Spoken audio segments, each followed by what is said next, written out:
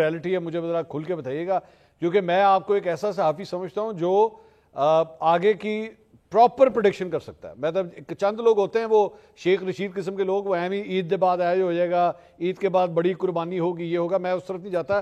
آپ کی پریڈکشن جو ہے نا میں اس کو بڑا اوتھینٹک مانتا ہوں. سر اس کے بعد پاکستان تحریک انصاف کے لیے مشکلات بڑھنے جا رہی ہیں یا کم ہونے جا رہی؟ سیدھی گل، کیونکہ مجھے پتا ہے جو ہمارے ویورز بھی دیکھ رہے ہیں نا وہ یہی سوال کرنا چاہیں گے آپ سے.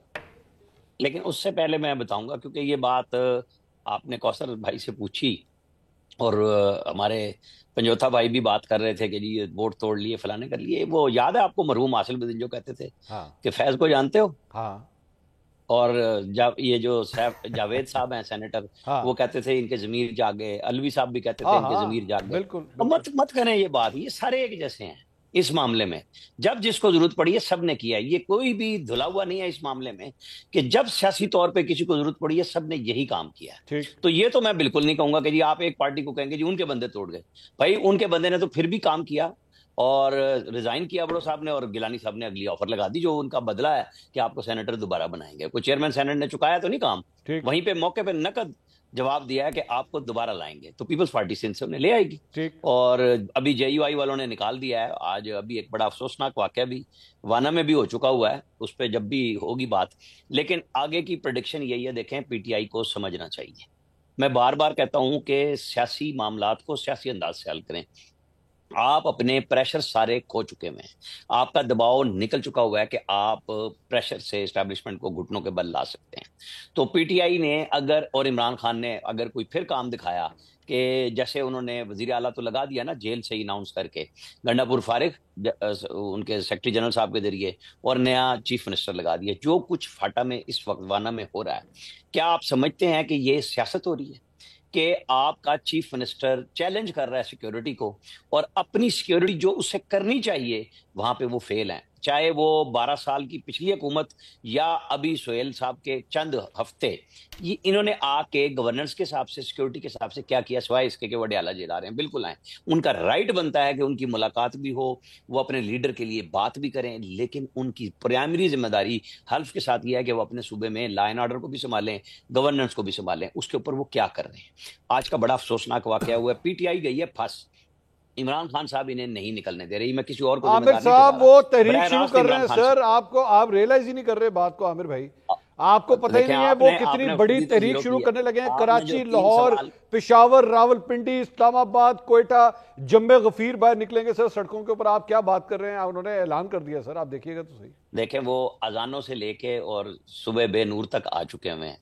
وہ جو نور والی صبح ہے نا، اس کے لیے سب سیاسی قوتوں کو جاگنا ہوگا، پھر کچھ بن سکتا ہے. یہ جو آپ بات کر رہے ہیں نا پریڈکشن، ہمارا کام نہیں، ہم تجزیہ کرتے ہیں کہ کیا نظر آ رہا ہے. اگر پی ٹی آئی سیاسی طور پہ راستہ آج بھی نہیں لیتی تو ان کے لیے اور مشکلات آ رہی ہیں. حکمران اتحاد کے لیے بھی یہ کوسچن آئے گا کہ بھائی اب آپ نے سب کچھ کر لیا نا، لوگوں کے لیے، عام لوگوں کے لیے آپ بھی کیجئے. لوگوں نے سوال پوچھا نا کہ اس میں ترمیم میں ہے کیا؟ عام آدمی کے لیے نہیں ہے نا، سب خواص کے لیے ہے، ان کے لیے ہی ہوا ہے. تو اب عام آدمی کی ذمہ داری، جہاں میں پی ٹی آئی کے اوپر چیف منسٹر کی بات کر رہا ہوں، یہ شہباز شریف صاحب کے اوپر سب سے زیادہ آتی ہے، پھر مریم نواز پہ ہے، پھر مراد علی شاہ پہ ہے، بگٹی صاحب پہ ہے، اس سسٹم کے چلانے والوں پہ ہے کہ اب عام آدمی کی جو چاہت ہے نا اس کی طرف بھی توجہ دیجیے، کیونکہ بہت ہو گیا. یہ بھی سب کچھ چلاتا رہے، یہاں پہ نہیں ہونا چاہیے جس طرح چینی کے اوپر ہوا ہے کام، باقی چیزوں پہ ہو رہا ہے کہ آپ اپنی تنخواہیں بڑھا لیں، آپ ججوں کی تنخواہیں بڑھا لیں، اسپیکر اور چیئرمین سینٹ کی بڑھا لیں. تو یہ بھی کوسچن آپ کے اوپر ہے. پنچوتا صاحب، تحریک انصاف کو ریلائز کرنے کی ضرورت ہے. عامر صاحب فرما رہے ہیں کہ سیاسی رخ اپنائیے چیزوں کو ریزالو کرنے کا. آپ لوگ اپنے آپ کو ایلینیٹ کرتے جا رہے ہیں پورے سسٹم سے. منصور صاحب میں دونوں بھائیوں کا جواب دیتا ہوں. بات یہ ہے کہ یہ جو سارا عمل کیا گیا ہے نا، اس کے پیچھے آپ کو پتہ ہے کہ ایک تو جو مینڈیٹ لوٹا گیا، ٹھیک ہے جی، وہ مینڈیٹ نہ کھلے، جو عمران خان کو جیل میں ڈالا گیا، سیاسی قیدیوں کو ڈالا گیا، وہ قیدی رہا نہ ہو، جو ظلم و ستم جاری ہے، بنیادی حقوق سلب ہیں، اغوا کاریاں، چھاپے، قتل و غارت، وہ ساری صورتحال آپ کے سامنے. اس کے لیے یہ ساری ترمیمیں، یہ سارا کرنا، یہ ساری چیزیں نظر آ رہی ہیں. اب دیکھیں آپ کے سامنے معاملہ ہے کہ پہلے ہائی کورٹ کے ججز جو ہیں وہ اگر ٹرانسفر ہوتے تھے تو ان کی اپنی ثوابدید، ان کی اپنی مرضی شامل ہوتی تھی. اب ایسے جوڈیشل کمیشن آف پاکستان نے فیصلہ کرنا ہے جس میں حکومتی لوگوں کی تعداد جو ہے وہ زیادہ ہے. یعنی لگانا بھی حکومتی لوگوں نے، حکومت نے ہے، اور ٹرانسفر بھی انہوں نے کرنا ہے. اور جو جج انکار کرے گا اس کے خلاف جو ہے کارروائی ہوگی، اس کے خلاف ریفرنس ہوگا. اب سب سے پہلے آپ دیکھیے گا کہ جو اسلام آباد ہائی کورٹ کے 6 ججز تھے جنہوں نے لیٹر لکھا، جن میں سے 5 رہ گئے، ایک جج جنہوں نے ساتھ ملائے، ان کو یہاں سے ٹرانسفر کیا جائے گا کیونکہ یہاں سرفراز ڈوگر جیسے ججز چاہیے. تو میں عامر الیاس صاحب سے کہتا ہوں کہ جناب آپ نے عطر من اللہ کی بات کی تو آپ ذرا قاضی فائز کی بھی بات کر لیتے. کس طرح نشان لیا گیا، کس طرح ڈاکہ مارا گیا، اس ڈاکے کی سرپرستی کی، کس طرح لوگوں کے گھروں میں چادر چار دیواری کا تقدس پامال ہوا، پریس کانفرنس ہوئی، انہوں نے کیا کیا، ان کا رول آپ کے سامنے نہیں ہے، اس پہ بھی بات کر لیتے. میں کہتا جی بالکل یہ اچھی ایک غیر جانبدار ایک اوپینین ہے، ایک تجزیہ ہے، آپ بات کر لیتے. یحییٰ صاحب کی بھی جو منصور صاحب کا راستہ روک کے اور وہ آ کر چیف جسٹس بن گئے اور انہوں نے کتنا بنیادی حقوق کی حفاظت کی، آپ بات کر لیتے اس آئینی بینچ کی، جس آئینی بینچ نے آتے ہی سب سے پہلے جو ہے فوجی عدالتوں کو جائز قرار دیا، مخصوص نشستیں پی ٹی آئی سے چھین کر اور جماعتوں کو دی.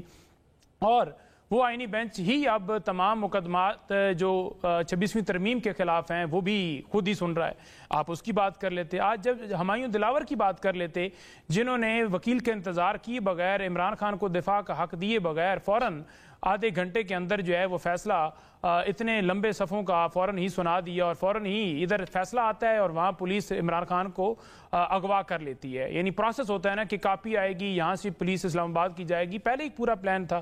آپ بات کر لیتے سرفراز ڈوگر کی، جو عمران خان کے کیسز لگا ہی رہے، 16ویں نمبر پر وہ لاہور تھے اور آ کر انہیں چیف جسٹس بنا دیا گیا.